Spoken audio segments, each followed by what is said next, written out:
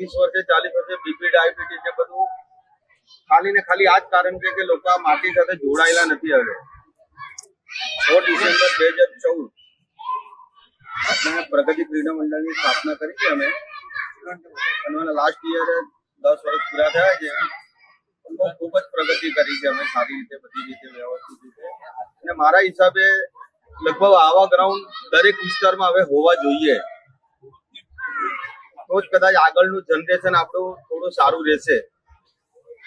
આજકાલની જે નવું જનરેશન જે મોબાઈલ ને ટીવી તરફ જે વળી ગઈ છે ટોટલી, એ લોકો એનામાંથી થોડા દૂર થાય.